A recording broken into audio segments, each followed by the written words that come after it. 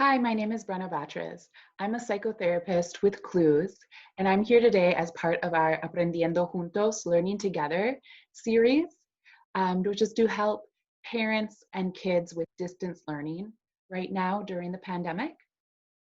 And my topic is how to clear your mind to focus better. So right now, um, majority of kids are spending most, if not all, their time learning and doing their homework in front of a screen. And this is not normal or natural, and it's really hard to focus. It is really hard to focus for adults to do this, and even harder for kids to stay still staring at a screen all day.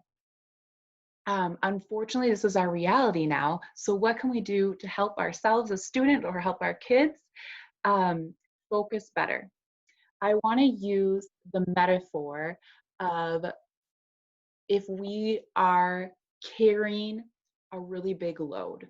So imagine that you're carrying something really heavy and you need to go a very long distance. The way that you'd be able to go the most distance is if every once in a while you put down the load and take a break.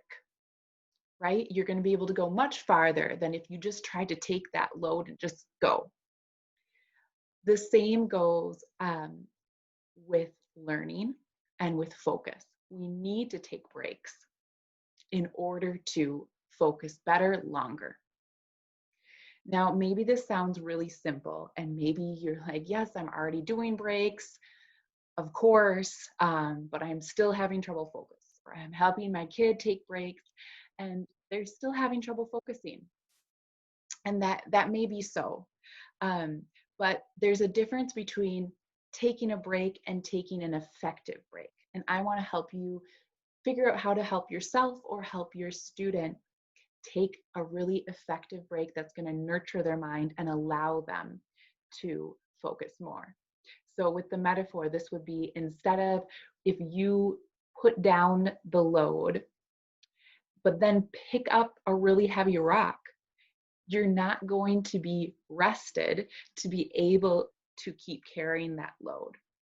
And we unconsciously do this same thing with breaks a lot of times.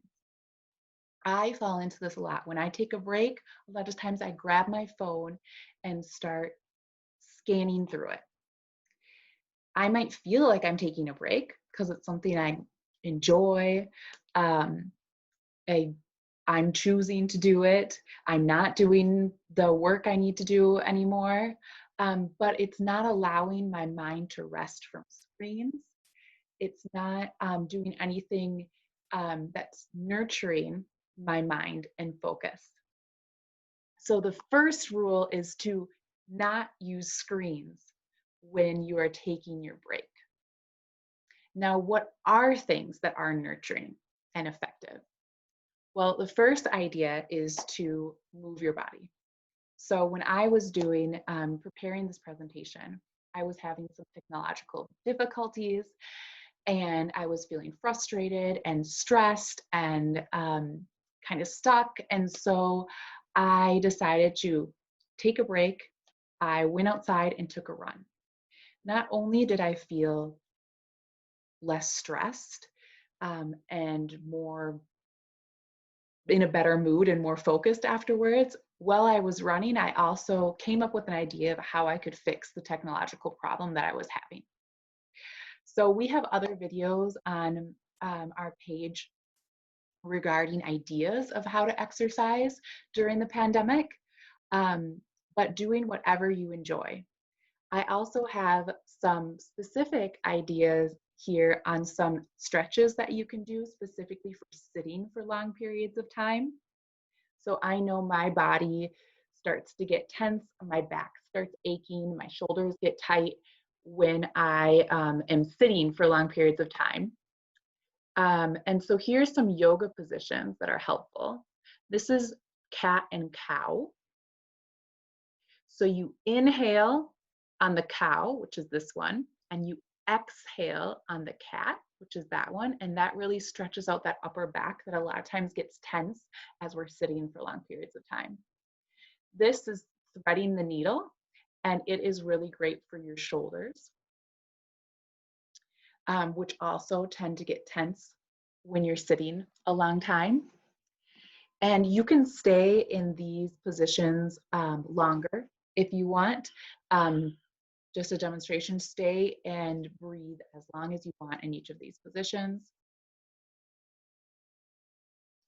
Another body part that gets tight usually is like the back of the legs from sitting. So stretching out the back of the legs. If you can't grab your arms like that, that's no problem. You can grab like some kind of strap, belt, towel to help you stretch out your arms like that while you're stretching out the back of your legs. It's kind of a double whammy there. Another option is going outside. You'd be surprised at how much of a difference it can make to just have fresh air and sunshine. And you might be having this time of year not so great weather.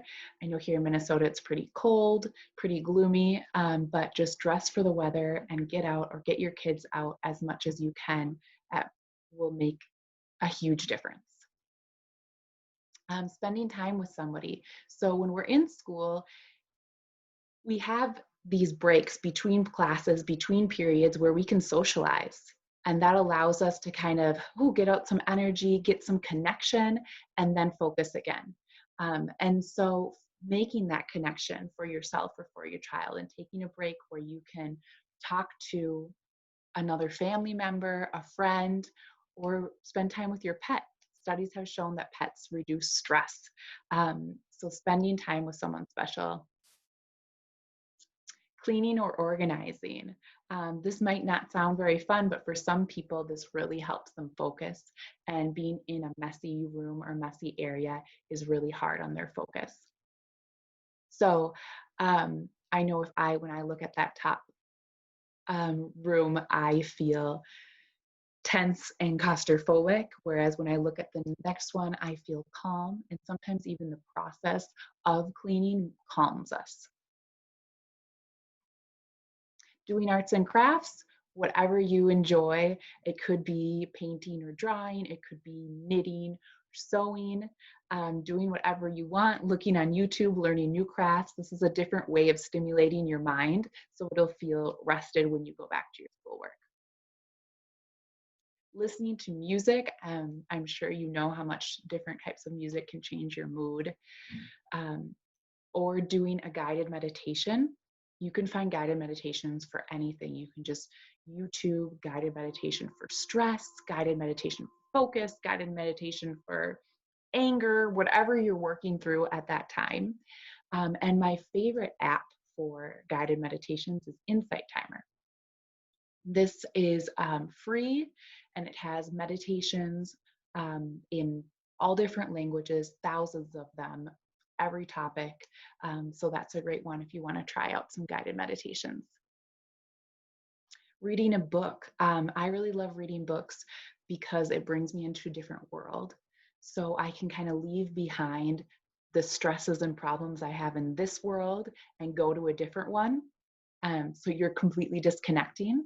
So this can be a great way of taking a break. Enjoying something delicious. So instead of just eating for stress or eating because we have to eat, finding something that we really like and sitting down and enjoying it. For me, this is hot chocolate, especially this time of year. Sitting down and just enjoying a hot chocolate or even a tea, for me can be really calming and kind of reset my mood.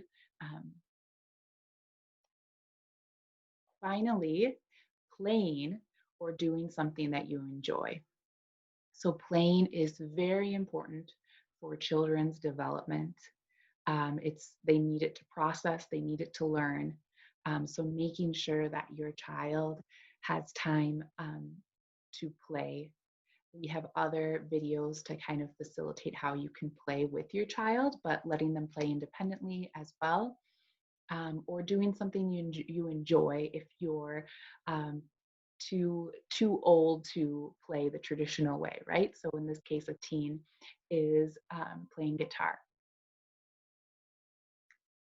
I hope these tips have been helpful, and I hope you're able to take effective nurturing breaks.